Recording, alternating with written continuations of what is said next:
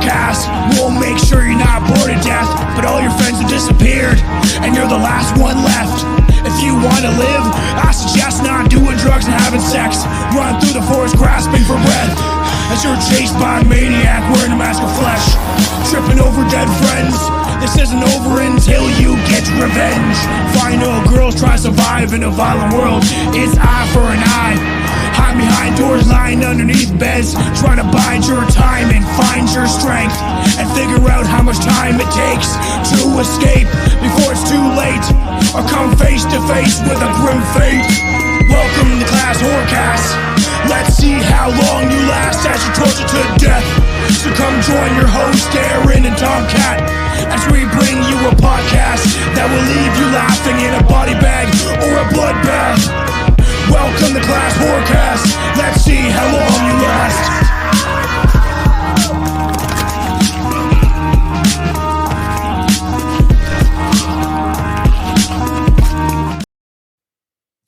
Indeed, let's see how long you last with this one. Welcome back to another episode of ClassHorrorCast. I'm Aaron. I'm joined by my co-host as always, Tom. Today we're diving into kind of a weird one in a way. There's a lot of like subtext. You could take it literal, I guess, if you wanted to, which is what I actually, when I first saw this movie. What did I text you at like? What the fuck did you make me watch? I will say that upon first watching this movie, I still enjoy it, but I actually took it like literal. Like I'll be honest, right? I'll be honest. And I know this was only like what, it came out like 2-3 years ago. I did not at all like allow any sort of talk about toxic masculinity or anything like that come into my head. I literally took it as a literal like folk horror. I was like, oh, she went to like a thing happened and she tried to get away to like help with the grief. And she went to a town full of creepy supernatural dudes, and this happens. I like everything else just went like over my head. Even when I watched it with my wife, she's like, I wouldn't really say that it was like that's like I didn't take that from it. But like the quote unquote patriarchy of religion, that's what they were trying to like touch on. You know, because in my point of view, there's toxic people. There's no such thing as toxic masculinity. There's masculinity and femininity, and that's two different things. That's something I do kind of want to get into over the course of this, I suppose. I think our society has devolved because of the lack of masculinity. Yeah, I would say so. Some might not agree, and that's fine. And I took a microdose. I don't know how it's going to go. I took 2 pills. I haven't microdosed in a long time, and I feel weird. So this should be fun to talk about this movie because this movie. Why do you feel weird? Yeah. So. So we're diving into Men, which came out in 2022. I've mentioned this multiple times, I think, on the show before. So it's written and directed by Alex Garland, who is best known for the writer of 28 Days Later. He done Annihilation 2018. He done Sunshine. I was like, it's not really for me, I don't think. A lot of people like it though. He done that new Dredd movie, Judge Dredd movie. That was quite good. And obviously he's back with Danny Boyle in a month's time. We're going to get to see 28 years later. The main cast, Jessie Buckley, who plays Harper. She's actually an Irish actress, known for things such as I'm Thinking of Ending Things, which was quite good. The Lost Daughter, Wild Rose, and the Chernobyl TV show in 2019, which was also good. I've never watched very good, very interesting. Rory Kinnear, who plays basically every character in the movie. I noticed that. I was like, that guy is the same as that guy. And my wife is like, no, they're not the same. And I was like, I'm pretty sure they're the same people. She's like, I don't think so. And I looked it up and I was like, that guy did a great job at playing, especially like that, like the dude with the teeth. Yeah, the like homeowner. Oh, yeah. It's just like, let's get a cup of tea. I can't do it. But like how he like talks, like how it is true. And like there's different English quote unquote accents. Mm-hmm. But like that kind of, I don't know if it's a Carney or whatever, not Carney, what's that accent I'm thinking of. And he like, they talk through their teeth. Oh. Yeah, I didn't realize that, and I've seen him before. So he's in he plays Bill Tanner in Skyfall, No Time to Die, those James Bond movies. He was in Penny Dreadful. He was in episodes of Black Mirror. So like I've seen him He's a around and creepy stuff. guy. Yeah, and I didn't realize though, because every time I look at the image of him, I was always like, oh yeah, he's like unsettling or like kind of looks a bit weird to me. But I couldn't put my finger on exactly what it was, and I was like, why are they like making his teeth like a focal point of the thing, not realizing that those are fake teeth that they made him Falsies, wear. they say. Yeah, for that character. I had no idea that was the case. I was like, he's just a really weird looking motherfucker. I was just laughing at the like accent and like how he talks through his teeth. Very bizarre. I'm probably a little high, so I'm trying to think of what that accent is, where it's like it's a certain part in England, and it's like a little more hoity-toity. Like it's gonna bother me. You probably. Oh, I don't know. I don't know. Yeah. I hate the English. Yeah. No, I actually don't. I don't hate the English. Yeah, I do. Yes. It's in my blood somewhere, but it's both. So is Irish. It was released on May 20th, 2022, which is, wait a second, in 2 days' time. It'll be the second anniversary of this movie. That's kind of weird. Estimated budget of $15 million. And box office, I've seen like multiple different ones. I've seen 13 point something million. I've seen 11 point something million, which, to be honest, doesn't really surprise me because I feel like it has a very like it's a very weird tone, and I think for a studio it would be a very hard movie to sell because you can't Well, really. There's not a I- massive amount of marketability. Like if you were in a marketing team, it's like, what can I really market this as? And I think it probably sat in the right studio with being released through A24. It feels My, like they're in work. yeah, much like Hereditary in movies like that, where it's like, oh, it's creepy, and then it's like, oh, what the fuck am I watching? Like, Yep. you can't like I would not want to like not know anything about this movie, smoke up a joint and then go see it in theaters, and then we'll talk about it later. But the end scene happens, and then you're like, the whole audience is probably like got a question mark. It's like that, off of what's that video game where it's like bloop and like the you're like, oh, why can't I think of this? That video game where you're Snake's in it. Snake smokes a cigarette. Metal Gear Solid. Yes, and they're like the when you're trying to sneak up on a bad guy and then he notices you and goes bloop, and the big question mark. That's like the whole audience is like, because you'd be like, what am I watching? What is this supposed to symbolize? And we'll get into all that stuff because it's when I was watching this, especially towards the end, halfway through, I was like, oh, this is like a very like occult. Like if you looked up into the occult meanings behind it, which I'll cover the Green Man later if you want, but there's like definitely hidden occult agendas and meanings throughout this whole film. That's what Hollywood's built on, if people don't know. But yeah, there's a lot of symbolism within a lot of movies that we watch that we wouldn't pick up on, but actually manipulates our subconscious and stuff. And like I'm gonna say off the bat now, if people haven't figured out by this point, I'm a sucker for anything like folk horror, occult, anything like that. Long Legs. There's another English movie that I would love to cover at some point with you called Kill List, which is about two English kind of hitmen. But it devolves. It's like this as you're watching, you get really into the two characters, the two hitmen, Yeah. and it's really gritty and it seems like a real realistic kind of like, it's not a big budget movie.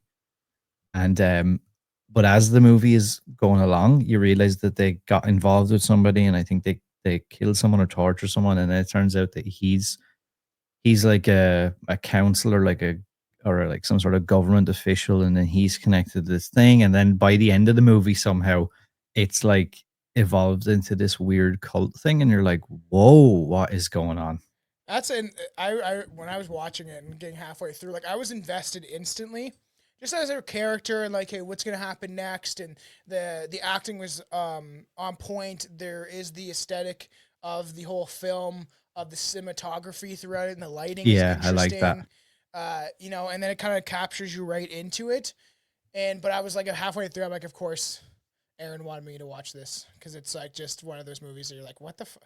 Like, what is going on here, man? Why is this happening? I'm gonna push to do Old also because that's kind of like a call. I haven't seen that, and like I know, you need to. people keep telling me if you like these kind of movies, you're gonna like something like that as well. You watch Trap, right?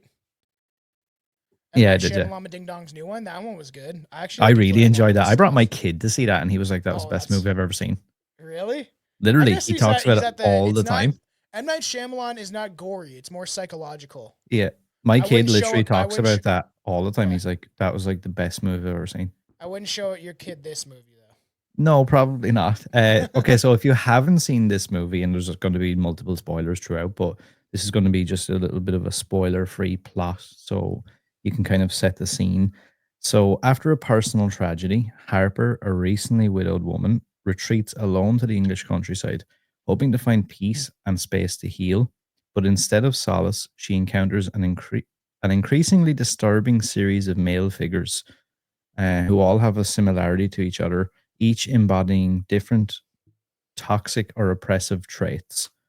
As her isolation deepens, reality begins to fracture, blending folk horror, mythology, and body horror into a surreal, nightmarish confrontation that encapsulates grief, guilt, and gendered trauma. Now, I will say there's some of those keywords I see popping up a lot that I don't like. The gendered thing. I get that this story in particular is supposed to be about a female character whose perspective of what's happened and whatever. But I do think what you said at the start was the right way to go about saying this was I don't think it's ever inherently toxic masculinity or toxic this or toxic that. Yeah, there's lots of shit people who are men. There are lots of shit people who are women. I was like, "Where's the movie where it's like all these women in a town poisoning like just the one man?" Because like at the end of the day, right? Men and women can do this to each other, and there's toxic traits within women. Every man that listens to this can vouch for that. Everyone that has had a couple of girlfriends throughout their life, and it's not even toxic people; it's toxic society because all of these things bleed into the consciousness of humans as people and then cause them to act these ways. Like, do you think women would be shaking their ass on OnlyFans or on television or in the streets at a bar if that wasn't just programmed into their head to do that? To be like, this is me being free, you know? Why I'm gonna does every shake. chick? Why does every second chick have an OnlyFans now? Yeah, I know, right? So that's to do with society, right? And pushing people away from traditionalism. You And know, like, oh, I'm not like. This is not like I'm not trying to do the other side of the coin and be like, no, oh, no, because women we are can talk awful. about And the other one. like I love women. Women are great. I They really like balance us, women. yes, me too. Yeah, They balance us out. women are great. And but it is weird to me. Like I see it a lot on like Instagram and these different places, and it's happening a lot here. And I have to kind of dance the line on how I say these things sometimes because sometimes I can just go completely like Yeah, yeah. off. But I like will I add see these chicks who have all these different opinions about like, oh, you know, men are so oppressive and why do men treat me like this and why do men think that they own women or why do men like try to make us feel like objects? And then, you know, this there's multiple chicks that I've seen that do this. You know, they'll have stories up about shit like that and they're sharing these things about like, you know, toxic masculinity and why do men feel like women are objects or blah blah blah.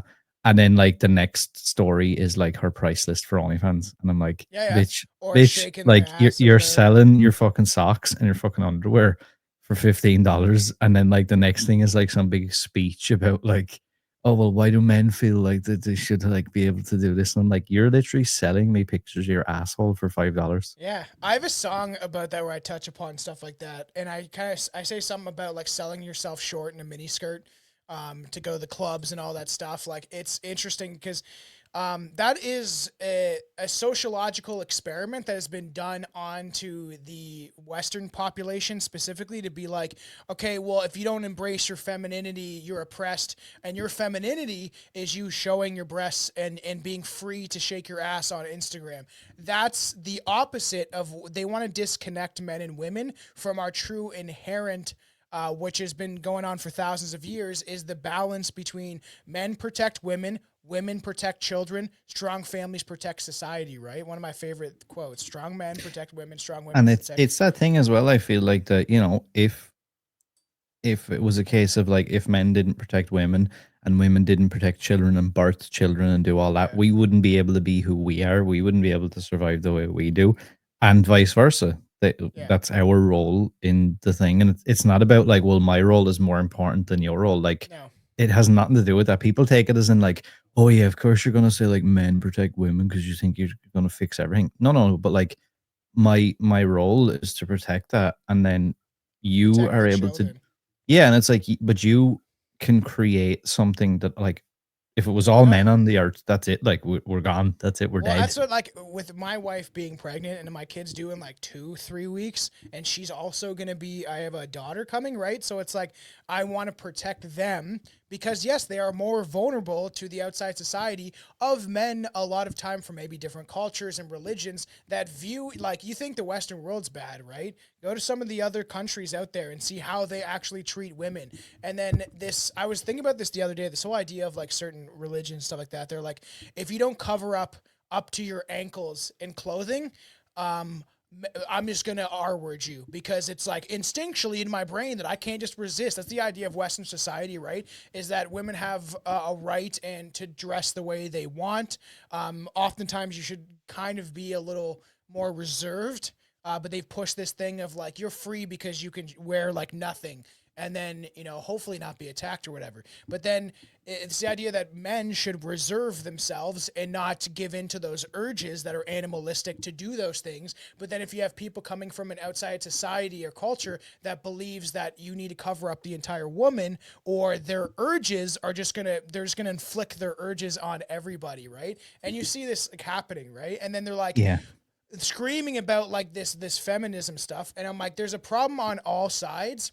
Men Yeah. need to not act like animals when it comes to those quote unquote sexual urges, but also Mhm. women don't need to be flaunting it out there the way that they do in some regard. Not saying they deserve it if something happens to them, Yeah, no, but I'm and just that saying that was that you just reminded me, like, because I think maybe the way said that thing about the OnlyFans thing, I'm not, I to don't think there each should their be own. that. I don't think there should be Like, OnlyFans. if you really want to do that and that's your thing, whatever, I don't say I get it, but like, okay, right, that's your prerogative. That's what you want to do. My biggest issue I have with that is like, I find a lot of people that do that also preach about like this moral obligation that men should have and men should stop being pigs and stuff. And I'm like, I find that really hard to contextualize. And I know what all the females will say. Well, that's because you're a man, you're a fucking dumbass. Of course you don't.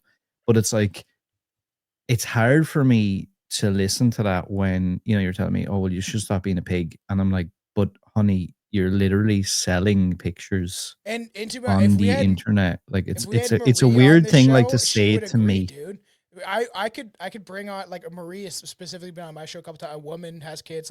She would agree with us on all of this stuff because she sees it too. That's like they're manipulating a lot of times both sides. But like, go ladies that want to go on OnlyFans or whatever, create porn. Go listen to the porn actresses that are now out of it speaking out against what they went through, and go listen to what life they lived. It's not a great life to exist in. And look, like I said, I'm actually not necessarily knocking it. I mean, if that's I your am. thing That's and fine. you Yeah. feel like you're happy with that, and you feel like that, down the line, if you meet somebody and have kids and things like that, or if, let's say, if your family finds out you're doing it, if you can be okay with that and accept that, and that's, that's something that you think you can carry with you for the rest of your life, that's fine by me.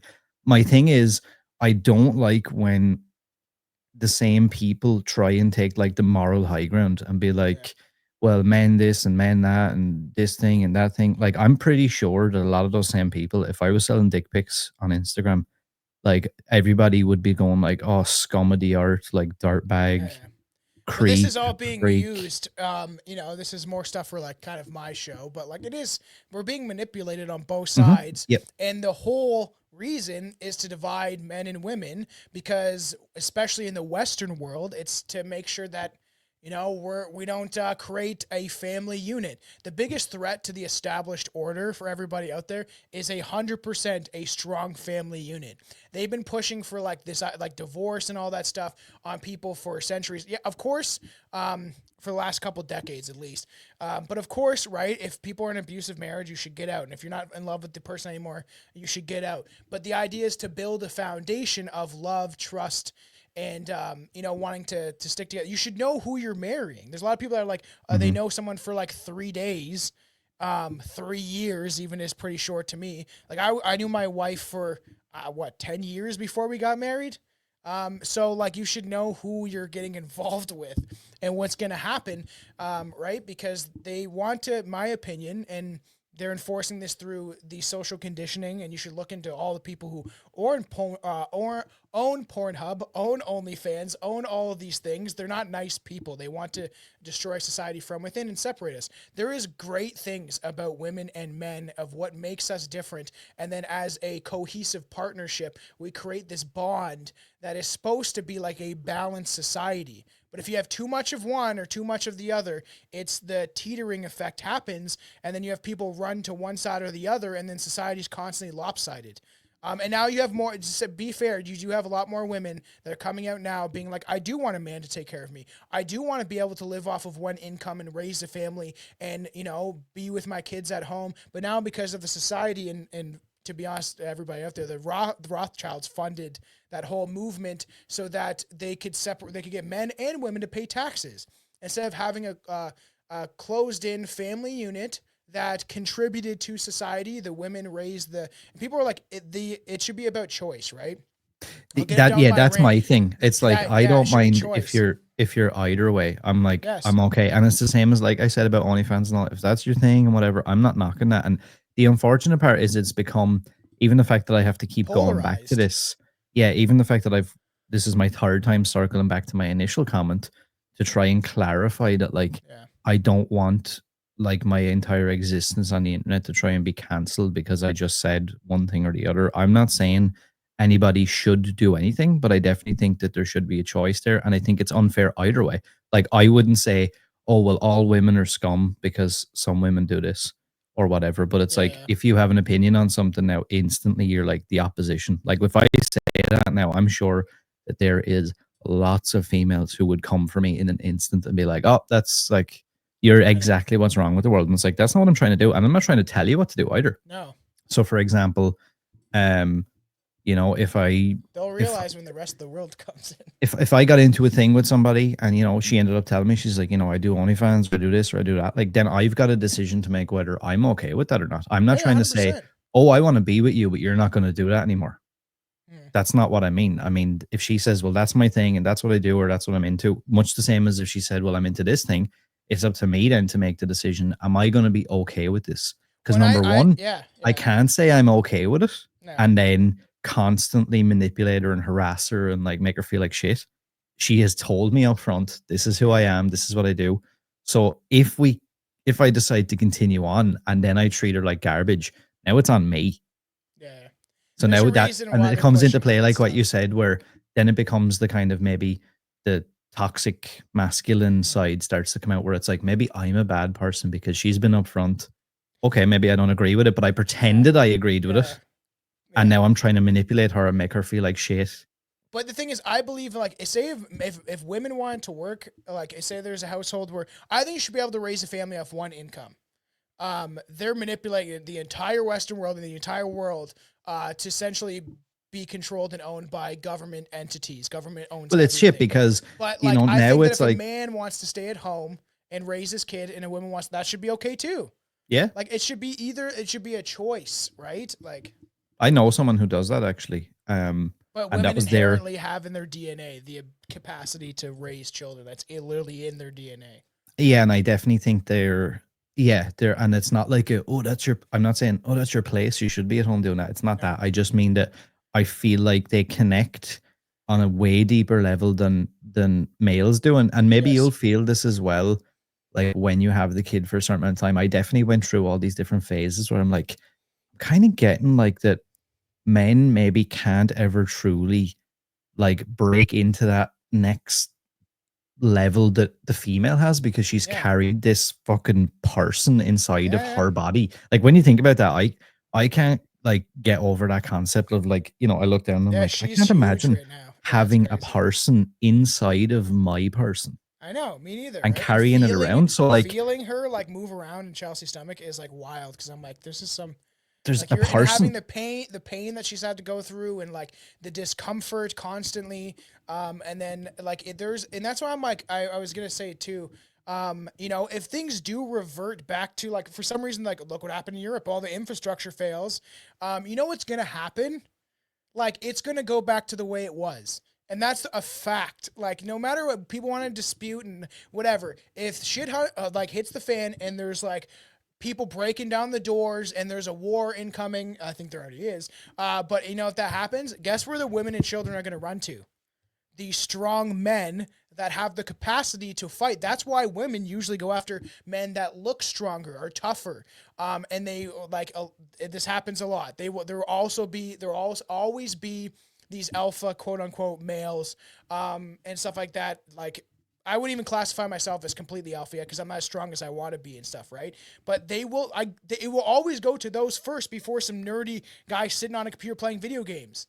That's like honestly, that is just inherently in our nature and in our DNA. And if you deny that, you deny reality and history. All thousands of years of like historical evidence that that's true. And it's funny because I love when we get into conversations like this on your show. Just analyzing movies and cinema is interesting. I gotta say. yeah, and I think that this is one of the ones where, like, upon rewatching it and then looking into some of the stuff, I was like, yeah, there is a lot to be kind of said here about like the world and maybe how different people can perceive the same situation in different ways. Like And I what may she see goes it through one in way. this movie is bad too. Like the That's thing of, yeah, like I'm because gonna by no commit means suicide, and like that's not good. For see there you go. So there's a classic example. I think it kind of shows traits of all different people. Like I mean, for him to do that as well I've is had someone do that to me, and I've actually done that to somebody too. When I same. was a teenager, I Same. was like super involved and was like, "No, Yep. don't leave me, please. Like, I care Yep. about you. I know I fucked up, you know." And then Yep. And like the flip side of this, and this is kind of what I was getting to, was I'm not trying to take away from what this particular story is about, but I guess there's the other side of the coin as well, where I've been both of those people. yeah, 100%. Now, obviously, I A lot didn't of have people the other have. person, thank God, go through with it or end up dying. But like I've been the person getting told that, and I've also been the person maybe not even realizing that I was manipulating them, but it was like it was like my nuclear button where I was like, right, I've tried everything else. I've tried begging, I've tried this, I've tried that, I've tried Yeah, to yeah, explain, I've tried the constant yeah. It phone is like a calls, I've nuke. tried the It's like, fucking, all right. and it's like, right, like, and that's sick. I'm not making Yeah. like, oh, everyone should go out and do that. But like, there's no point in me sitting here on a high horse and being like, well, I No, don't I've had a understand chick that. be I would like, never do "I'm that. I did pregnant," it. and I'm like, "No, you're not." And then she's like, "Oh yeah, no, I'm not." And like, so like you have stuff like that, but like what she goes through in the film is like messed up. The fact that like he goes through with it, and that scene where he is all mangled on the fucking fence is crazy, right? And like her having to witness that is like one of the most traumatic events. You think about warfare and all that stuff. You're kind of like you don't never be mentally prepared from people I've talked to about real warfare and stuff like that. But like this The idea, intention is like that yeah, you're supposed to know that yeah, that's where you're you're going going and to, that's what's yeah, going to happen. and then Yeah. having her see him fall through the window and then watch him look at her is so crazy. Look at her as he falls down to his death. She goes out there because she's the first person to witness it. Like imagine being people if you actually saw that because. I know people have like paramedics and stuff that have gone to like suicide jumping recently in Canada. There's a really weird conspiracy one. Somebody was wearing a Mark Carney shirt, our new installed president, fucking prime minister, but he was installed and put in there and they rigged it. That's a fact. And then the next day there was somebody else in the exact same Mark Carney shirt with also this letter. Really weird stuff going on in the world, man. And so they had to show up to that and see this guy mangled on the ground. So imagine you're the wife that shows up, they're going through this divorce. He jumps, you see him look at you, and then you go down, and then you have to witness you're the first person to witness his body like that. And that's someone that you did love at some point. And yeah, and it raises those questions then of, is that her thinking that they made eye contact? Like, did Yeah. they actually make eye contact, or is that your Yeah. inner feelings and emotions going, yeah, we definitely made eye contact, where you start to go, it's all my fault. I should have done this. I should have done that. The look in his eyes as he was falling to his death, and you're kind of, because it is sometimes you remember situations maybe differently than how they were. Like I remember when I lived with a chick like before COVID, and like I'll be honest, I thought like this is it. I'm done. I'm married this chick. It's like it's over. It's done with. And like I don't know, maybe I was just so self obsessed or whatever. And I think she had issues as well, where like she was very like back and forth. Like it was like all this, and it was like something else, and it was like just really weird.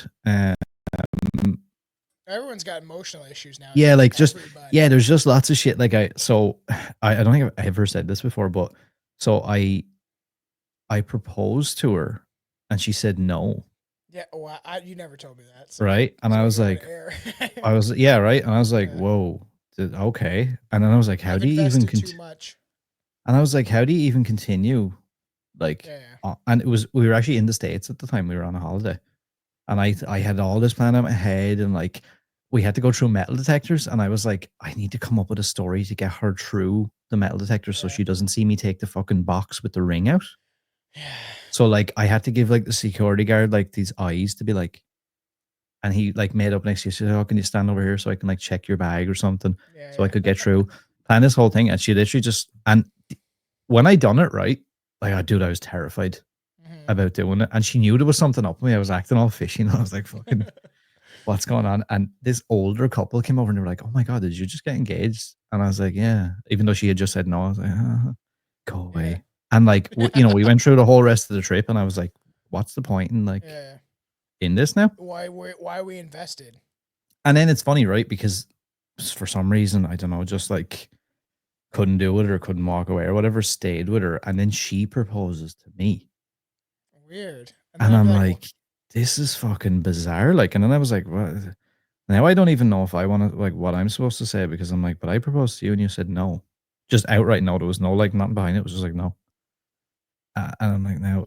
And it just kind of, I can see how, like, these situations start to, and over time, then, COVID happens, blah, blah, blah. And she just like leaves the apartment that we lived in together, leaves me just stuck. And she's like, no, I'm done. And I'm like, I'll admit, not to the level of like teenage me, but like, I was like, wait a sec. No. That's not how relationships work. We just one day I just was go, oh, ruthless when I was a teenager. same. Emotional like shit. I grew up like, for all the people that don't know or whatever, I grew up very fast. Like I was involved in sex at a very young age and dating and like these mature things that were going on. Like my parents, when I was like 12, 13, I was 13 or 14. My parents would let me talk with a chick I was dating that I lost my virginity to very young, who had ups and downs or whatever. And they're like, wouldn't let me talk to her on the phone. I was literally going to jump out the window. I was like, you need to let me talk to her. I'm going to jump out the fucking window. And it's crazy what those emotions do to you. Yep. And how up and down it is. And then like I did stuff to her and then she did stuff to me that would like both toxic. That was toxic. And then you bring those two toxic people together. It's nothing to do with masculinity or femininity. It's people. And then they're eroding themselves. Like, it's like, I just picture two people melting. Like a toxic like barrel, but then they're separating and going each one way, and that's what's kind of happening with a lot of people. But you think about back in the day, especially nowadays, people are like, I'll find someone better than him or her, and I'll find someone better because there's billions of people out there, whatever the excuse might be.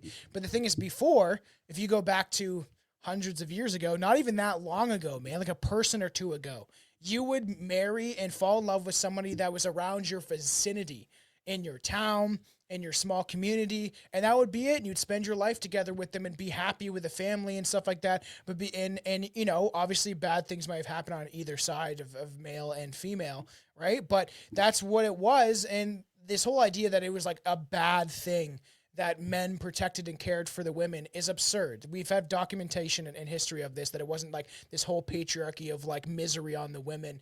There's writings and letters and all this stuff, right? Women who cared about their husbands when they're going off to war, and that was they were content living that type of life. But nowadays, because we have so many distractions and so many things where I can go on whatever and then swipe until I finally find the guy of my dreams. They've programmed all of us to believe in this fantasy fairy tale world.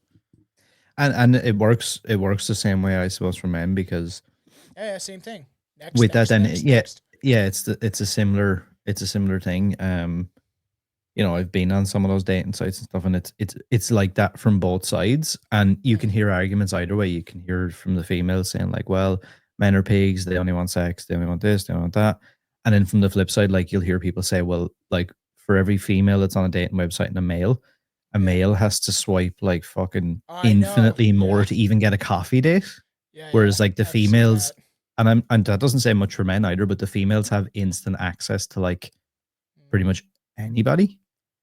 Yeah, yeah. Like I mean, 100%. if Way you're an more. average looking chick, like you're probably gonna have access to like majority of men, for better or for worse. I know a lot of them will probably just want to have sex with you, but like whereas men have like a lot of times, I'll be honest, men have like no chance. Yeah. Like you've got to have some like I Yeah. don't know what you're supposed to do. Like what kind of stats are you supposed to put? Like if I created a Tinder tomorrow, like what am I supposed to be like? Well, I've got a millionaire, I've got mansions, I've got this, I've got that. I'm the nicest guy in the world. I know. Everything is perfect. My skin is perfect. All my like health markers are perfect. I'm strong. I'm cool. I'm I don't this. mean I'm that. I don't mean to toot my own horn. I feel like I could easily find, but like it's just Oh also yeah, because who I am. but But like it's not all men. The thing is, I would be like, okay, you got to be this and that, because I'm like, I don't want some like liberal, like someone that's got the Claudie shot, like just stuff like that. And that's just me because I'm a far right, whatever, blah blah blah. But I'm not actually. I just look at things objectively. The things and I've said this on the show before, right? The things that I think are normal are the things I think were normal 20 years ago. 30, especially 40 or 50 years ago, for like all of human history, recorded human history. A lot of things that I think what everybody else thought for a long time, until television and social media was like, you got to think this way. Okay. If you don't think this way, we're going to cast you out of society. You're going to be canceled. You're not going to be part of society anymore if you think this way. And that's like the craziest shit that's going on in the world. And it's cool that episodes like this get to invoke some of these conversations that we might not even have on my show. Because we're not like, at some point we may talk about the feminist movement and stuff that's gone on in our history that I think, was good and bad. But and it's interesting with conversations like this because this movie does hold a lot of nuances to it. And that's why I did enjoy it until like the ending. yeah, because like I mean they're this thing happens to her and she's like blaming herself or whatever, and then she does a great job at that kind of guilt back and forth too. Yeah, and like it's like she feels grief and she feels guilt, and then also it's like it does kind of portray her as a little bit of a bitch. Yeah. At the start, so you're kind of in this weird like you're like I don't know, like am I supposed to feel sorry for her or like is she a piece of shit as well? And you're kind of like torn. You're going like, but then like I was sitting there, I was like, but I've definitely said shit that I didn't mean in the moment, and like if somebody had have took me up on that.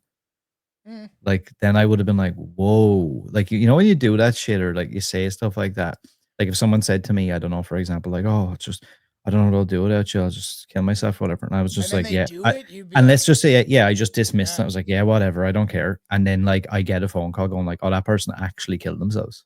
That would be like, even a friend or whatever would be like, it would like be so disturbing.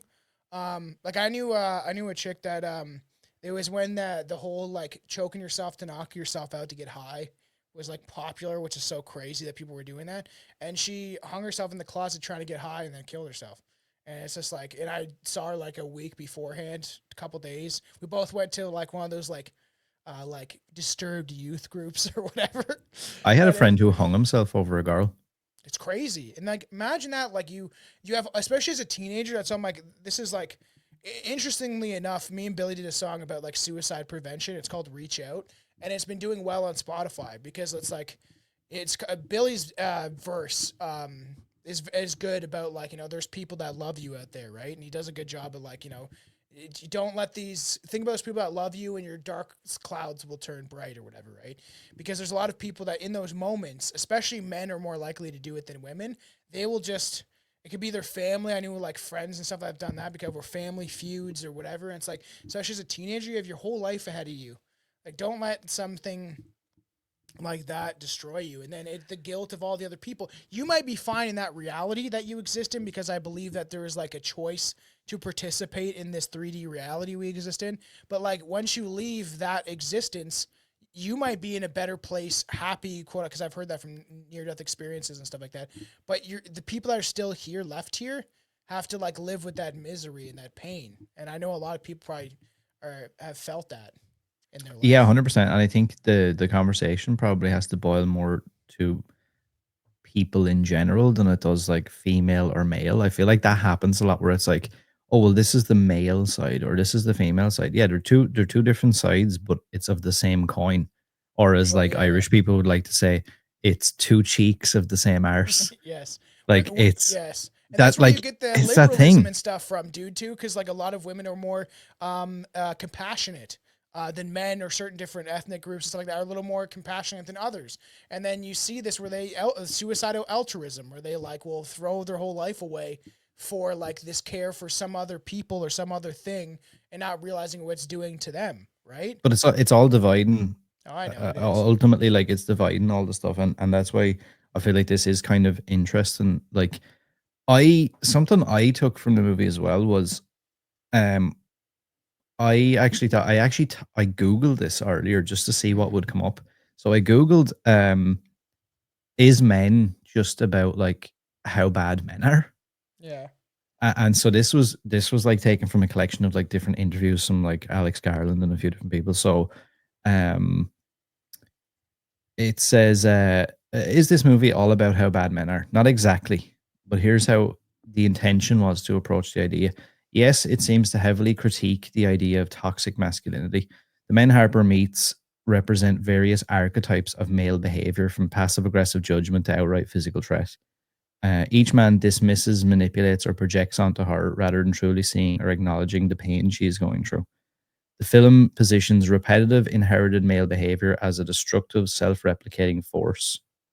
Obviously, the title Men isn't subtle, but the film is more about patterns of behavior from people than attacking any individual men or men as a whole, even though it's told through a lens of a female character.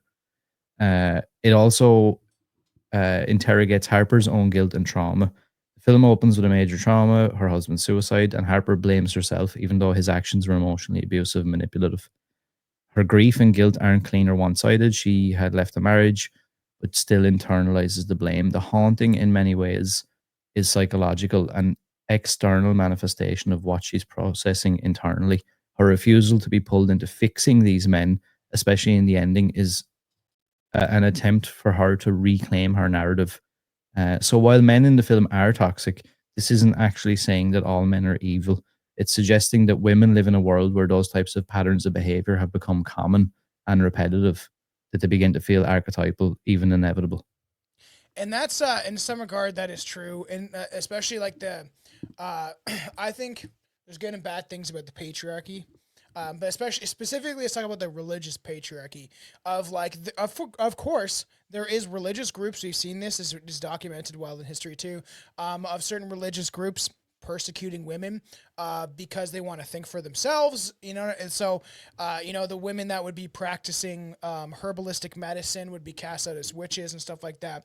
But we see this also of like where there was men in religious groups, whether it be Christianity, definitely Islam, definitely there's caste systems in Hinduism a lot.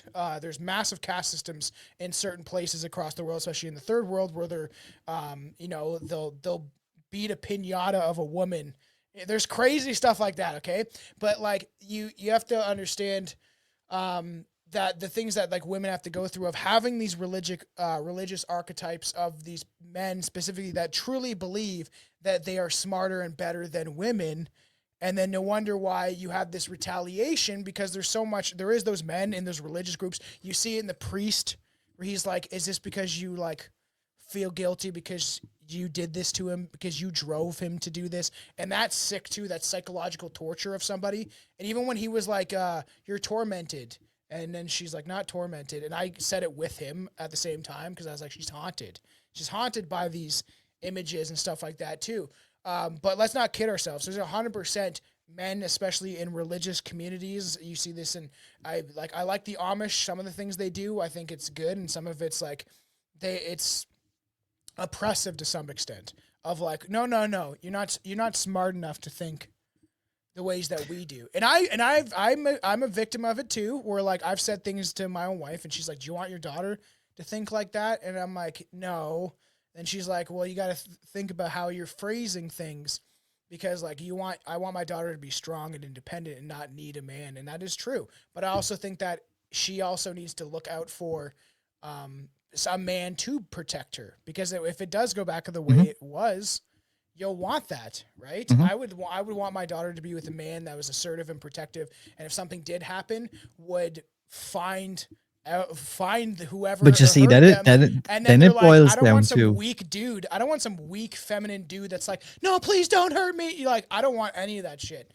But then you see it boils down to, because it raises another question. I thought about stuff like this before, with like it raises the question of, let's say, in years to come, your daughter meets a guy and whatever, and he's quite like alpha in those Yeah. terms, whatever. And then, you're maybe having dinner, you're having something, and let's say he says something to her, he behaves a way towards her, which you take issue with. So Yeah. then you have this weird clash of like the male thing where it's like, hold on a second now. Yeah. You're trying to do a thing, but that's my daughter though, so we're not going to do that either. So Yeah, like 'cause there's it's a very hierarchy fine line. also too. Yeah, and Right? I think like it boils down to what you said in nearly the first sentence, which is, I think it has less to do with specifics of like men and women. It has to do with people and how people behave, because anyone can behave like a scumbag. Anyone Yeah. can be fucking like, I've been in a not a really bad situation, but I had been in a position where, like, looking back on it now, like I had a chick who was hitting me every time we Yeah. drank. And I was like, wow, this is wild. And I didn't take it as like, I was just like, oh, she's just a crazy bitch when she drinks too much. But like looking back on it now, I'm like, she was literally punching me in the head, and I was just accepting that. No, I've I'm not had saying stuff like that too. I'm not saying that I was in any like crazy danger, like, because I probably could have snapped her neck like a twig. But it was like, I'm just allowing you to do this. And then what ended it was, actually, That's never talked about either in society. Is when yeah, that and this is happens something a I lot. wanted to get to as well, just to give the other side of it, I guess, as men. When it all ended, actually, too. we were in a bar and she smashed a pint glass over my head. Wow. And it was like, it was just so wild, because I was like, if that had been the other way around, like, I'd probably still be in jail, I know. which is wild. And But like, there's and, other nuances to that too in society now. We see of the oh yeah, hypocrisy of either but side. like, there's definitely a real world, like, other side of the coin here. Like, there's men suffer from lots of harmful and manipulative female behaviors, Yes. societal dynamics, gendered expectations, I think.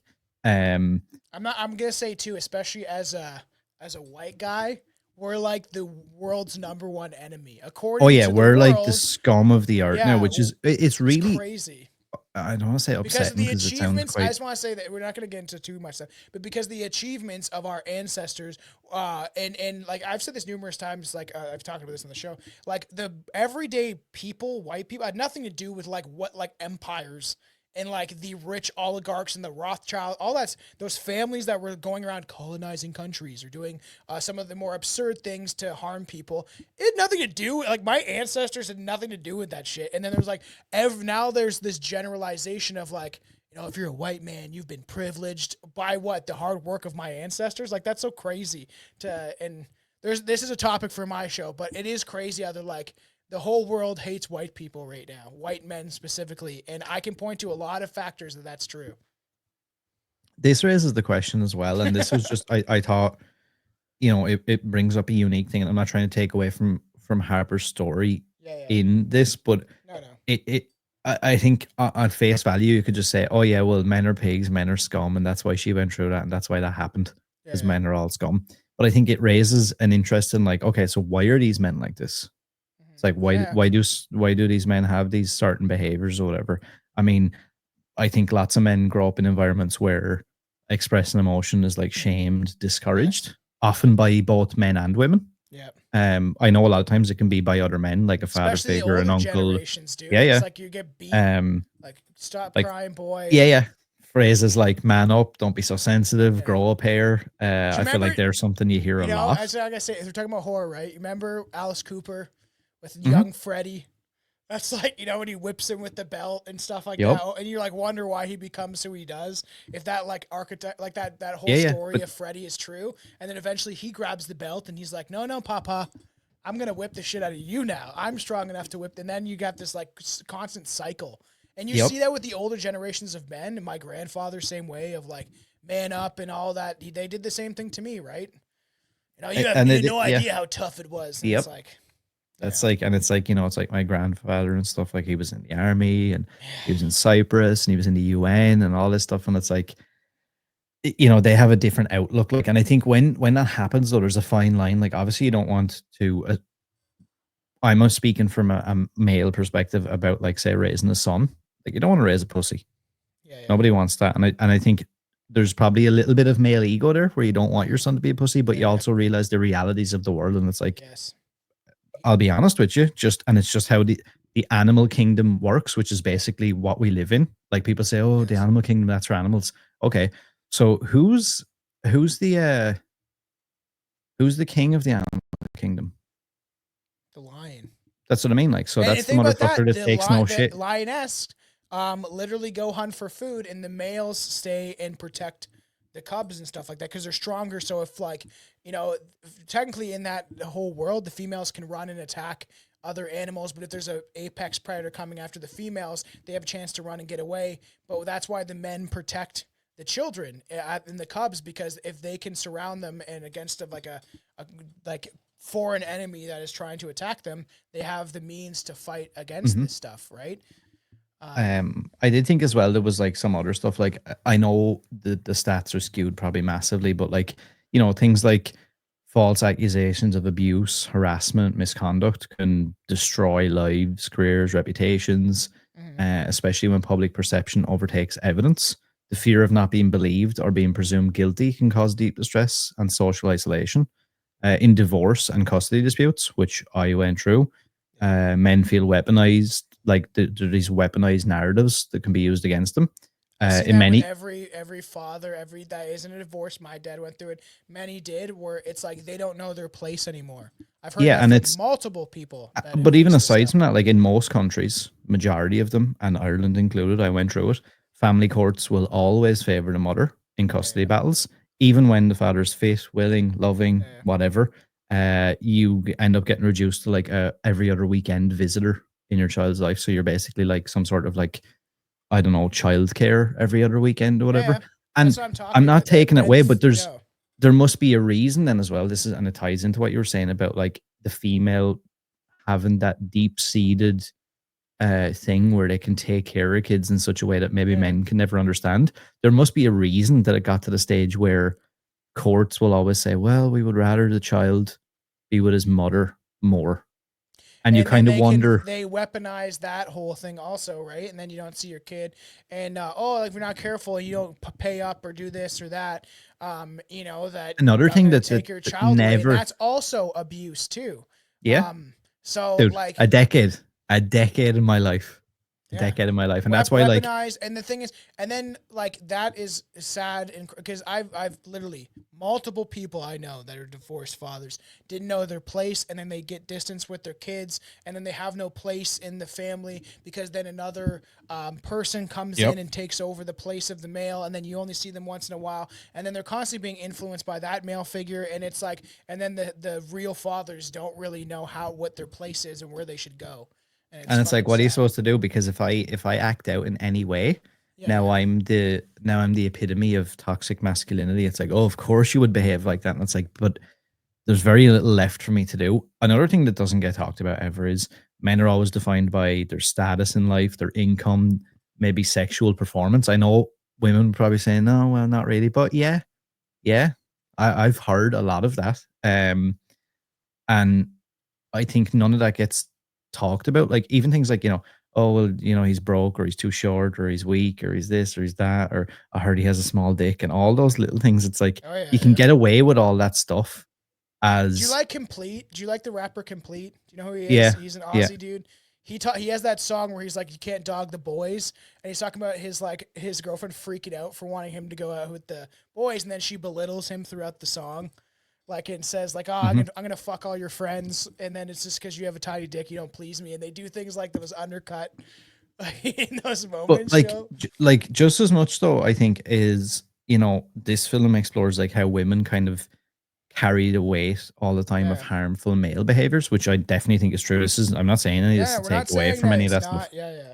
I'm not saying that doesn't exist. This is the real version. I'm just saying that there is another side of that coin. Like every coin has two sides. And it's the thing of like, my situation with my kid.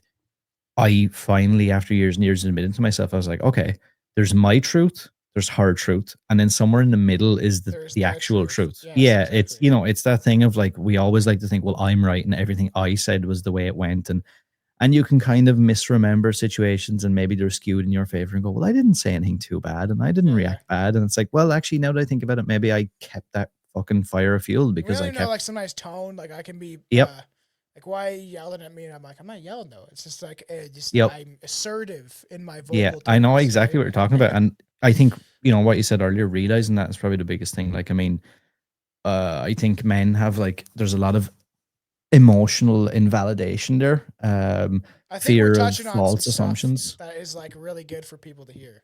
Yeah, I think there's a lot of systemic disbelief with men, often in silence, where it's like, oh, shut up, we don't want to hear from you. Like, it's just like, fuck off, go away. Especially like you said, as a white man now, is like you're like number one for like do You're not a listen. villain, you're privileged, all this stuff. It doesn't according to me in my existence, I've never seen, heard, or felt anything about what white privilege is. But All like my how friends grew up fucking poor.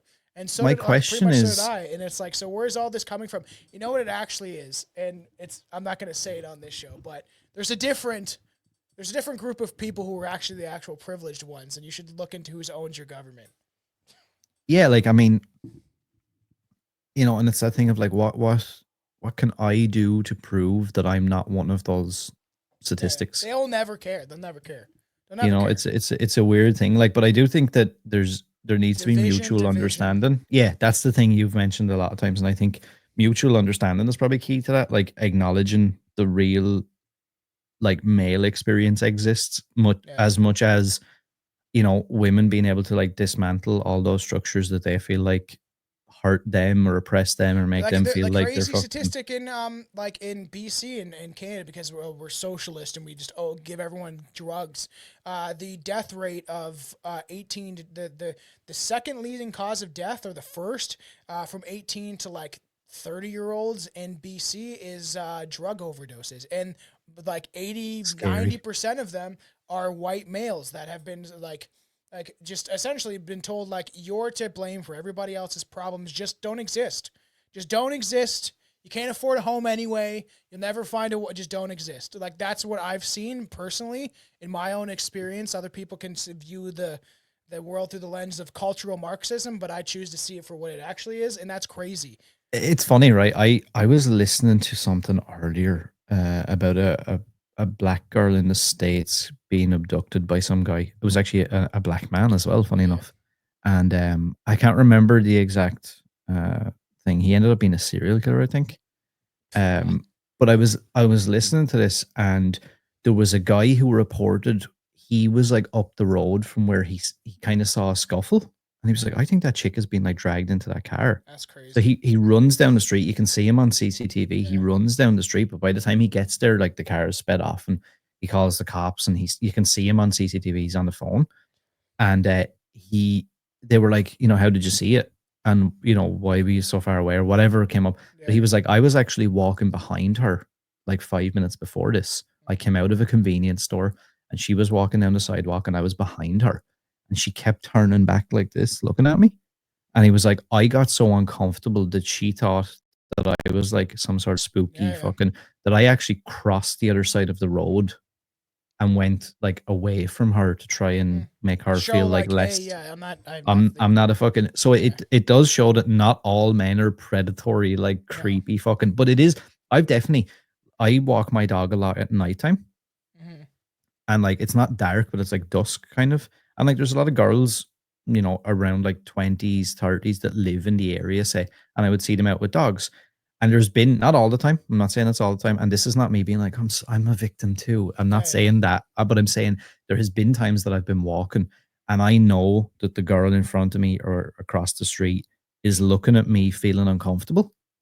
And now I'm as uncomfortable with the idea that she thinks that I'm some sort of like sexy weirdo that's like, using dog walking as like my guise to be like, I'm going to kidnap you. Over there. Yeah, and it's just like that makes me equally as uncomfortable. And like I'd love to be able to approach and be like, hello, I also feel like shit now because you think that I'm a fucking creep, and I'm not doing anything. I'm literally walking my dog like you are. I know. It's a weird thing, man. Dynamic. And even like the interesting, there is a lot of occult symbolism throughout this film. Like, we'll have to definitely touch upon the end, but like the whole time I'm wondering like who this guy is with the glass in his face that shows up, and that's what Chelsea even likes. I hate naked men. Like, that is just so creepy. Weird. It's not like this, like, for all the men out there, when women mostly they're like ew, right? Like they don't want to see you. It's very. Um, It's not like us. yeah, I think the no, female form is way more attractive as well, yes, for like the most part, than the visually. male. And then that guy's just standing out there, and she's like, his dick's out. She's like, what the fuck is going on? And then he like evolves or devolves, you can say. It's interesting too. Bring up this scene. Is the whole apple, the Adam and Eve thing. So to touch upon some of that, we'll eventually cover on my show, is the idea of Lilith, where Lilith was Adam's first wife. She was made from dust rather than his own rib. So she thought she was equal, and she was cast out supposedly from the Garden of Eden because she was looked upon as some sort of demonic force that probably was manipulating Adam. There's all these stories that we'll get into eventually when we cover it on my show. And then so Lilith became a demonic kind of figure, even though she was made an equal to Adam. And then obviously Eve was made from his rib. And that was the archetypal kind of story of men dominating, controlling over women. And then you have the women who eats the apple. Even at the beginning, they symbolize this, where she eats the apple from the tree. And he's like, you shouldn't have done that. Like that's we don't do that because you're the forbidden fruit, and it's funny because that wakes up people to the idea of like what the Luciferians and the people that really control our world think about is like that that Satan took Adam and Eve out of the garden and gave them knowledge so they could be equal to God, and that's another story for that shit is interesting. But then you see that within this film. This archetypal, but you also see the guy turn into like the Green Man, which you see this symbol all the time, and that is the Green Man's symbol is a figure representing the cycle of nature. And that's why it's weird how the weird glass in his face. Like I didn't get that, but then at the end when you see his like. That is so weird looking, man. Yep. And it's just frightening. It's that same dude. And there's like piercing kind of blue eyes and the cycle of nature and rebirth of spring. He's often depicted as a man with a face surrounded by foliage and leaves, and is frequently found the archetypal, the ordination, particularly in churches. I've never read that word before. Order, whatever. They saw like a figure in these churches and religious buildings. We see this all over the place. The Green Man symbol has roots in pre-Christian pagan traditions and associated with deities like the Celtic Cernunnos and the Greek Pan, which is also very occult-like of the half-goat man. So he depicts like this new growth and a cycle of life and death and rebirth. And it's funny because you see this throughout the film. And he's depicted obviously in sculptures and art and all over churches. But it's rooted in paganism because much like everything that other religions do, is they're like, oh, you guys are practicing this. We're going to take over, but we're going to keep some of your pagan elements in it. And then we're going to make it into what we want it to be over time. I had seen that actually, I thought this was quite strange, and I couldn't find out really any more about it or why in specific, really. But Alex Garland said in an interview that he had been obsessed with the Green Man for well over a decade, that this idea was like in his head. According to Rory Kinnear, who played all the different men, Alex was very involved in the character's development, although he allowed me to flesh out the characters myself as whatever way I wanted to walk or behave. Two images sculpted on opposite sides of the church altar, well-known symbols known as the Green Man and Sheila Nagig, respectively. At the movie's premiere, the director Alex Garland stated that he had been obsessively trying to work them into a screenplay for the last 15 years. Weird. Like you just mentioned, the Green Man is an old nature deity or a forest spirit, or whatever you want to call it. And then we have Sheila Nagig, thought to mean Julia of the breasts in Irish or Old Gaelic, is found as sculptures mainly in Europe, especially in Ireland, usually depicting a naked female with exposed breasts and vulva. Theories about her age and function vary. Most sculptures to date, the 11th century, but some claim that it is of Celtic origin, existing before Christianity as a symbol for fertility or childbirth, or the representation of a pagan mother goddess. In later times, the symbol may have been used as a religious warning against sinful lust or to ward off evil spirits. Modern views regard the Sheila Nagig as a symbol of feminist empowerment, widely used during the 2018 Irish abortion referendum and body positivity. Oh, that's fun. I don't want to get into that stuff. I know, instantly as I was reading, I was like, look up Gloria Steinem. not for me. Yes, you know, and I'm not saying everyone should have a choice to do what they want, but it's funny that they push that in the West, and wonder why we're going. There's Sheila and the whatever Sheila, with the big ditties and the stuff, yes. the big vagina. So this is an interesting, just a way that man, the little boy, man, child guy. You know, have you ever seen Weird. Fred Claus? It gives that, me a like, real like uncanny valley though, the way they CG'd his head onto I the know. body. Well, It that's what I'm gives me a saying. weird like whoa. Have you ever seen Fred Claus with what's his name? The guy from The Wedding Singer, Vince Vaughn. And then Oh, I like have, his yeah, brother is yeah. Santa Claus, and then you have the elves, especially the one guy, where it's like when they started really getting through like CGI. It wasn't like, you know, when everyone was using CGI for everything, they make all the elves like real people, just with shrunken down. It doesn't properly move like to be honest, Chelsea was creeped out the whole time of like the different characters and having people Yeah. run at you and Yeah. like even that scene where he's like, "Why don't you play hide and seek with me?" And he's like, "I'm like, what is that? Is that it's like a man, literally a man child, like literally." And he's like, "Play hide and seek with me," and like. There's interesting takes with all this stuff of all the different male characters. Obviously, it's funny they do like teenager, young boy, like all of these Like things. even that scene there we have where Yeah. he's wearing like Marilyn the Monroe type yeah, mask. the Marilyn Monroe mask or whatever. And like after that part, remember the vicar tells him to like go ahead or go on to school or whatever. And like that character, they're just he says he mutters something. He's like, "Oh fucking bitch." And I just find all those little subtle things. I'm like, oh, that's unsettling. And then you think like, oh, the vicar is like kind of come to her rescue or whatever. And then he starts doing like the creep on it and being like, maybe it's your fault. Like maybe I should just grope you up a bit and just like, Yeah, I it's fine. know. That And you're like, wow, everyone's fucking weird. even there is that like it gets progressively crazier as it goes or whatever. Even like the whole bar scene that we're on now and stuff too is like that like where she shows up and then she's kind of like fuck you, like all these like you're not gonna do anything about the guy that like tried to attack me. Oh, he's just harmless. No, he tried to like break into my house, and that whole thing too of like playing on that Harvey Weinstein type thing of like no, Yeah. he was just doing this, and then that scene where it splits his arm. I was like, Mm. don't look to the wife because it was like fucked and like trying to, and how he just pulls it back, and then that's when you start to find out that he's all the same characters, and then when he puts that half arm around her neck when he's trying to grape her, is like fucked up. You're like, what the fuck? And that made me feel uncomfortable of like the split arm. So I was wondering about this. Because I when I watched it the other night, I wasn't really paying attention to that part, and it was only afterwards that I was like, "Oh shit, I was supposed to look out for that." Does she ever clock that he's everybody? I don't even think so. Maybe near the end when he's rebirthing into all of the different people. That's 'Cause what I think I thought that what was going on is when I was like, the ending was fucked. I'll just say that, but I'll let you. because I think the intention was supposed to be like, it's this real so weird, like surreal fever dream, uncanny valley sort of thing where is she just perceiving all men as the same person? Yeah. And this is why she doesn't realize that they all have the same face. So is it in her head? Like, is that part of I it? know, Like 'cause even her that seeing the tunnel. world as like, okay, well, my husband or my ex-husband or whatever has done this to me now. So now I'm perceiving the world as like all men.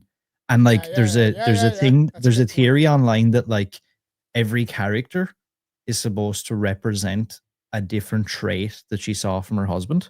Interesting. Yeah, I could So see that. like I could the see that. landlord guy is supposed to have like the politeness that her husband had, but he's like subtly really condescending all the time. So he's like the nice guy, but he always Yeah. dismisses like her discomfort and stuff and centers around himself.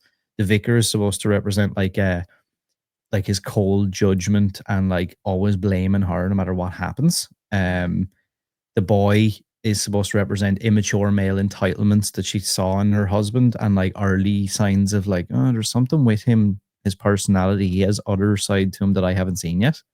The naked man is supposed to be like how he started to become more invasive about like using that shit, like being like, oh, I'm going to kill myself.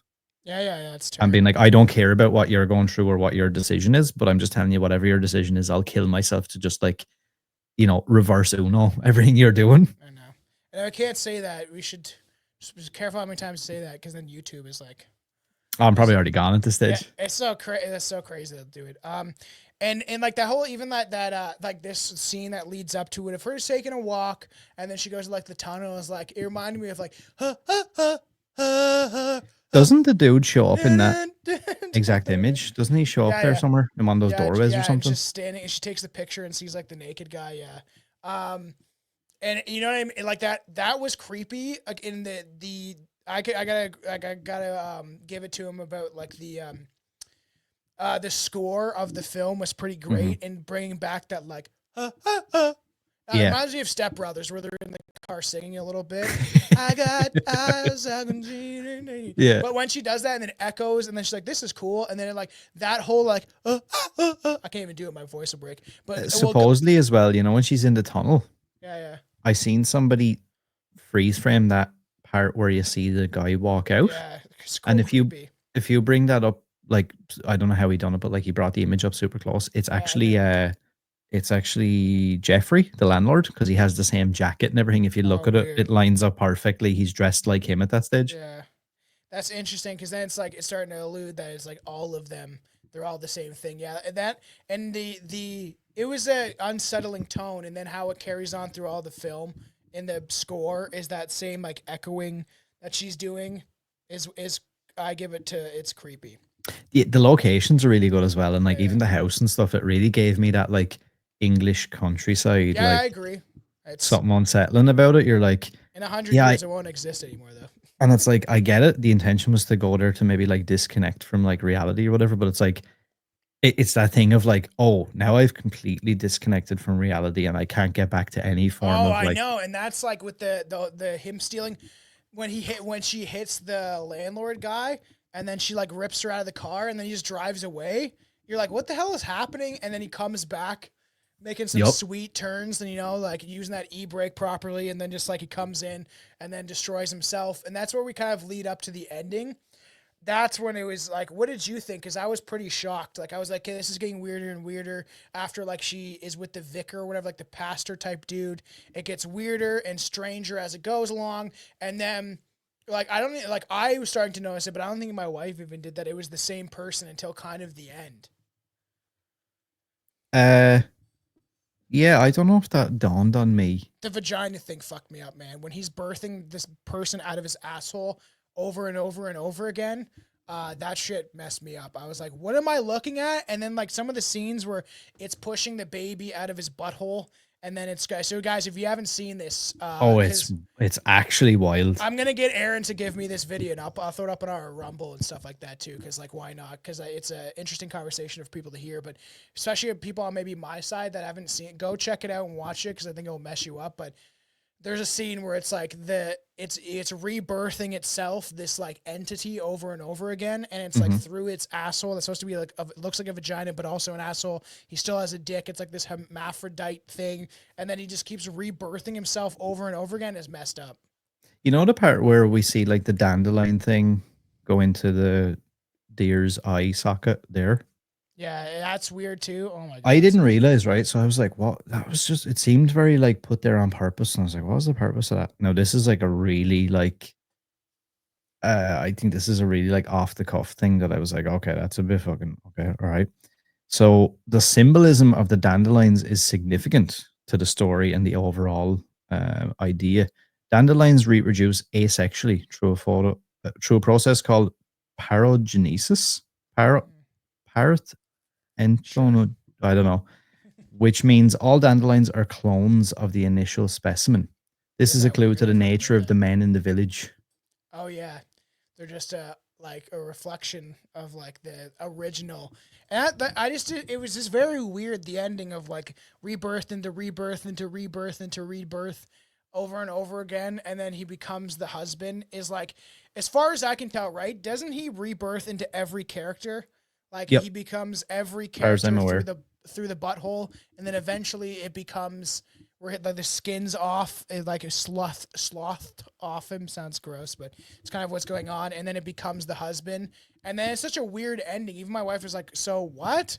Like was like it's like what happened? You know. And so I was looking up about that as well, and supposedly that was kind of done on purpose, as annoying as that is. Yeah, yeah. I think it was done on purpose to like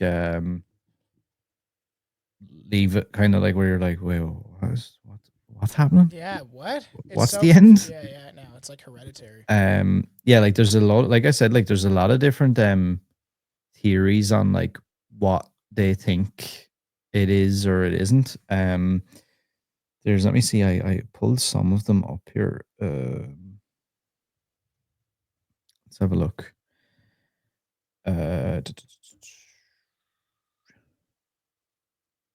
Just give me a second here. Yeah, it is just weird. Like that was a shocking ending. Even we're both like didn't know So what to think. It's so weird. yeah, it is. It's pretty out there, I have to say. So the birthing sequence uh is the patriarchy reproducing itself. Users in the True Film and Movies subreddit pointed out how the grotesque rebirth cycle is less about Harper and more about men replicating their own toxic behaviors, or at least in her perceived perception. A system feeding itself. Each birth isn't for her, it's in spite of her story and her feelings. Harper is never actually in danger, she's in judgment. Some theorize that Harper's experience is more trial than attack, suggesting the film is about perception, not survival. The real horror is how she now feels how men view her, not what they Hmm. do. It's not a physical horror, it's a spiritual harassment in her eyes. The Green Man isn't evil, he's neutral. A few folklore savvy users noted that the Green Man is not inherently malevolent, just a symbol of nature's Yeah, because he doesn't indifference. really do anything. Yeah, so it's supposed to be like a symbol of nature's indifference and eternal cycles. He just grows pain, life, decay, all of it. And Harper just feels like she's stuck in that loop. Yeah, yeah. It's the reflection of these beliefs surrounding nature and the cycle of life. How there's Mm-hmm. so much nuances to it and stuff. It's interesting. The ending is Um, like okay, so this is you gotta say, and this is probably what they wanted to some extent, right? With those movies like Hereditary and Midsommar, which we should probably cover sooner than later, in this summer before.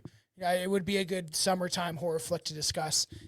But like that whole there's scenes in that where it's just like it just become the movie becomes shocking yeah, because and then it's like one of those movies that gets talked about because of these shocking weird scenes that are very symbolic and very occult. Like this whole movie, this guy has ties to the occult, much like Robert Eggers does with Nosferatu. He definitely has ties to the occult and like how and at least has looked into it. oh, surely. Like, if not, I like, I'd be shocked. Yeah. Um, Yeah, like I'll be honest, right? If I can, I think the way we spoke about it today has probably made me feel better about like what some people perceive the movie to be about. Yeah.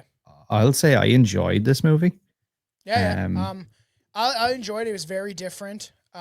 Because I don't know what to rate it either. Because I'm like, would I watch it Based again? on what, like, Probably yeah, not. yeah, But because like you're like, as based on as a what am I film, rating it? I know as a film, it is very unique. It is very different. I was captivated the whole time. So it's out of 10 naked men.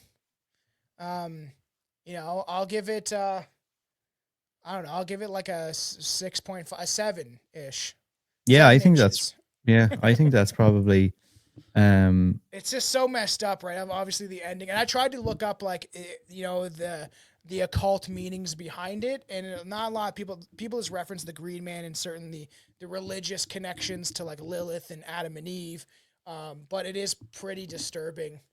It's a weird movie to say the least. yeah, it is. I do enjoy it.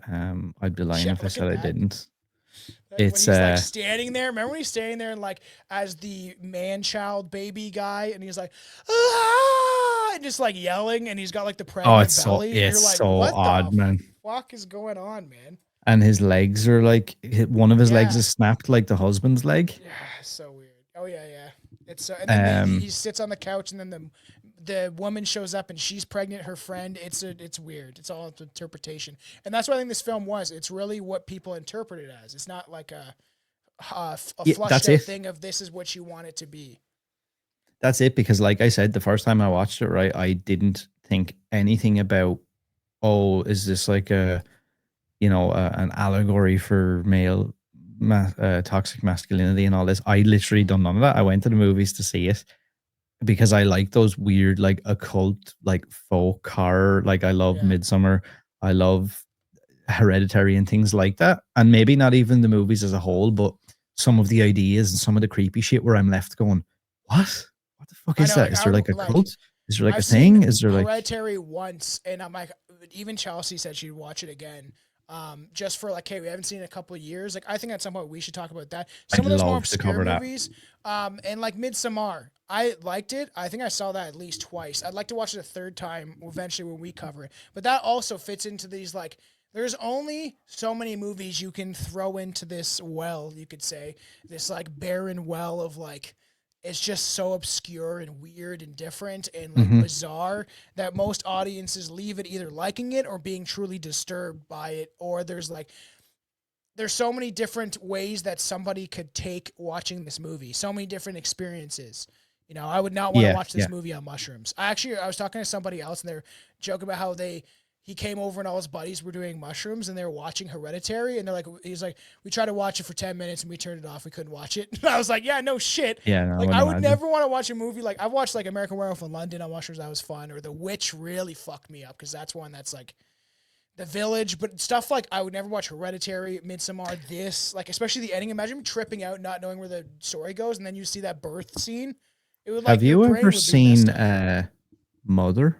Is that what it's called? I've always looked at it and I didn't know. So no, because I see when I was looking up stuff about this got mentioned a lot, where it was like, oh, if you kind of enjoyed That's men. that one with Laura, or what's her name? Jennifer Lawrence, right? Yeah. So Yeah. it's a psychological horror film written and directed by Darren Aronofsky, who done that name sounds really familiar to I've me. looked at it. He done The Wrestler. Yeah, I've heard. Yeah. And stuff like that. Let me just see really quick. So it's plot inspired by the Bible. Okay. Follows a young woman whose tranquil life with her husband at their country home is disrupted by the arrival of a mysterious couple, leading to a series of increasingly chaotic and destructive events. Yeah, I've heard about it, never watched it, always glossed over it. Maybe. Yeah, I know. I feel like every time I looked at it, I was like, oh, annoying. I just don't want to watch it. But I did see people mention that, like, if you got anything at all out of a movie like Men, or enjoyed it, or was interested by it, that Mother could be another one that a might lot be. of these movies split the audience. Either people like it and they like, okay, I interpreted it this way, or people are like, I didn't like it, I don't get it. Like you see that a lot in the reviews and stuff like that. But I enjoyed it for what it was, and I think it brought up. I think it brought up a good conversations about things that men and women face culturally and like across the sociologically, because everything's being manipulated in some extent. It's only going to get worse, everybody. Just so you know, I keep trying to divide us. I'll be honest, I enjoyed this, and I think it was nice to a degree to kind of pull in maybe some of the more real life stuff, and just like because at the end of it, it's only a conversation. It doesn't need to be polarizing necessarily, and you don't need to believe what I believe or what Tom believes or anything like that. Or I don't want anybody to be turned off by like anything. It's literally just conversation. It's just conversations. Like even when I've had Brett on and he's Christian or whatever, I'm like, you don't have to agree with everything Brett says. You don't agree with everything I say. Like about like the different views of how he views religion and life and how you should treat and think about things. Is everybody's different, and that's the problem we've said on this show before. And my show is people have been pushed into these corners a lot of times, much like a cult in either regard, either side. And then they lash out at people that don't agree with everything they agree with. And that's why our society is at our throats all the time. We're at each other's throats because they're manipulating us to do this. Because naturally people need tribalistic, tribalism is a real thing. You see that in every ethnic group except for in the Western world, because we've been all pushed together. And eventually it leads to people retaliating against each other. Instead of looking at each other and be like, oh, we all come from the same common heritage or whatever it may be, or we're just all people. And at the end of the day, we need to try to at least see the world through each other's eyes to some extent and try to have some empathy towards everybody. But also I think that we need to hold dear the values and ethics and morals that we have as people also. I think we have a lot more common ground as people than it probably seems like anymore. Yeah. It seems Yeah. like everybody's enemy and everybody's their own Everybody hates in each other out there. If you believe. yeah, and like everybody's their own individual person and nobody has anything in common. There's like how you're made feel in a sense. And that's why I think like, being able to have conversations like this every now and again and even having a show like this or like yours where the intention really is to try and build a community of people Yes. and we don't all have to agree. Like I like lots of movies that other people don't like. That Yeah. doesn't mean that I don't like that person. I And don't like movies that other people love. That doesn't yeah. mean we can't like talk As or I I've said can't on be a my show, fan or it's pushing this radical individualism instead of going in the direction that it always used to be, where people were tribalistic and had communities and worked together. And it's like, uh, someone who commented on one of a show that I did, and I liked his point of view, and he was like, not if everybody, if a certain group in a certain group, if everybody agrees, that's a cult. Like people are Mhm. allowed to have different opinions and stuff like that. If you're in a group where you all agree on absolutely everything, you're in a cult. And something I would like to cover at some point for off-brand episodes. I watched Bubble Boy last night. I haven't Mm. seen it in so long, dude. That would be a fun movie. Like, there's so many. Like, I would like to stretch off into different directions at some point on your show. It's your show, and we'll carry it the way that whatever you want to do. But me and you mostly agree. Okay, we could cover some off-topic, off-brand, not just necessarily all horror, but watching Bubble Boy was fun. And it's funny. He's like, "Oh, you're not a singing group. You're a cult," and then they kick him out of the van because he's like they're talking about how they all agree. And Yeah, yeah. everyone. You're now Todd. Everybody's Todd, and this is what that's like. I They haven't seen that realize in so long. it's so good. I enjoyed watching it. But how cool, we can talk about that stuff, being trapped in the bubble. But I do really enjoy doing some of these episodes like this, and I think that people might really enjoy this. They might really not, but I feel like the majority of people will enjoy this because we're just looking at things and trying to analyze it. And there's going to be other movies like this that will be like, what is the whole encompassing idea, right? And how do we view this, and how can we look Yeah, at this? and a thing that I think is a little bit unique as well is you can study what the movie people feel like the movie is about now and say, well, it's about like the female struggles with like toxic masculinity, blah blah. But I think it's interesting as well to also go, okay, but then let's have a look at why maybe Yeah. these men come across as toxic. Why Or this let's is have a look happening. at why these people ended up like that. Maybe the intention wasn't to actually be that person, but through a series of unfortunate circumstances, they've also ended up in that cycle, that nature cycle where it's like, Yes. if I'm in that and like my dad and my grandparents and my great grandparents and all that, if they're all in that cycle and they're all part of that machine and I just get pulled into that, I didn't ask for this. This is just now who I've become. And, I had no say, much the same as like, in the story, it's supposed to be like, well, women have to put up with this stuff and they don't get a say. And it's like, yeah, but maybe we look at the other side, and I don't mean that makes it okay. That's not like No, saying, no. well, if someone grows up to be a serial killer, it's okay because they No. had a bad life or anything. I'm not saying that. I'm just saying that it's interesting to look at the bigger picture of everything. Yeah, and I've had this conversation with my mom and stuff like that too, of like, well, everyone has a choice. They can choose to rise up and be better. And I'm like, not for that child soldier in Uganda that just gets given a gun and is like, all right, now you're going to go slaughter these people in this village because because your ancestors did the same thing. It's like crazy. And the other side of it is there's a degree of like that like ignorance is bliss thing where you like I was only talking about this the other day. I was in Dublin for the day on Friday, and I was just looking around at like a lot of like little inner city kids that like you can tell they have no perspective outside of like that little concrete jungle. Yeah. And like the way they behave kind of like animals to a degree. Mm-hmm. And I'm like, it's a really They all weird. attack each other. Yeah. I was like, it's a really weird concept. Like I was looking around, and I was like, yeah, but I have to look at it from the perspective of like these kids from the minute they were born had no chance. Like their Yeah. parents are probably alcoholics or drug addicts. They never worked. They never had any like real morals. And that probably stemmed from their parents and their parents and their parents. So it's like this vicious cycle of like, yeah, I'm Like looking at this trailer group of park kids. shit. Like, Yeah. It's that there's thing like of like, how do you project break buildings out and of that? stuff for other sides of the ethnic group, and then there's like trailer parks are like project buildings for the black community. You know what I mean? Like it's the same thing. Like they've polarized all these topics for us to constantly fight each other and be like, well, you're more privileged because of this or that. You know what I mean? But think about it, like the whole, like, just to end it on some of this stuff is like, if I go to like certain places in Africa or India, do you think that I would be privileged? No, they would be, because that's where they're from. Right. So this idea is like, yeah, when people come here to our countries or in the Western world and they're like, well, you guys are more, well, it's because our ancestors and we built this, all this stuff. And you look around, this is because of us. Right. So it's like, you should be more privileged in the societies that were developed by quote unquote your people. So to some extent, right. The Irish should be up top. The Irish, like, people have talked about this before, like, you know, the Japanese should have more privileges in Japan. The Irish should have more privileges in Ireland because that's their home. And that's not to say, and I think I've said this before on your show, that's not to say that if I'm an Irishman in Ireland, that means I'm more privileged than everybody because that's my God-given right, and that means everybody else should have nothing.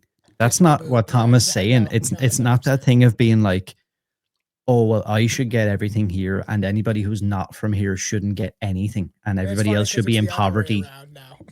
Yeah, it is. And that's a topic for another day. It's a topic for another day. But I really enjoyed stuff like this. Same. Like, people, like, I might get you to send this to me, and maybe I'll put it on audio and Rumble on my side. YouTube is kind of stupid like that, where they're like, well, you know, copyright stuff, and like if you release it first, or there's been times where I've released stuff where I have a little ClassHorrorCast thing of stuff we've done that I've put out on my side, and then it's like branded as ClassHorrorCast on YouTube, which is weird, right? It's just a playlist. I don't understand it. It's weird. Right, but yeah, we appreciate everybody. If you got to the end of the episode, we appreciate it. We'd love to hear your thoughts. 100%. We are excited. There's lots of stuff coming over the summer and stuff once Tom is back from his little sabbatical where he's going to chill out and introduce a new child. Yes. To I have the lots of world. ideas for shows. We constantly go back and forth with what we can do. So I'm really excited. Obviously, and like, we love everybody that tunes in. We appreciate the support. You know, we might not agree with everything that we say, but like, we appreciate people that listen, and you know, we're just trying to have honest conversations about like cinema and movies and life and how they do reflect each other, because art and culture reflects what is going on at that time. That's why the art and culture was different in the 60s than the 70s and the 80s. It was all kind of progressing in the same direction, and just things shifted, for better or for worse. For better or for worse, but it's all part of the same realm. Everything, the things that people see on cinema is a reflection of the life that when people were writing, and you know, it's why certain music and things, it's all a reflection of what's going on in the world. Yeah, and I think it's important to, like, it's nice to talk about that stuff and take a little bit of a deep dive into it on some of these more random episodes. But yeah, thanks for all your support. Make sure to keep up to date with us on our social medias and things like that. And yeah, we'll see y'all real soon.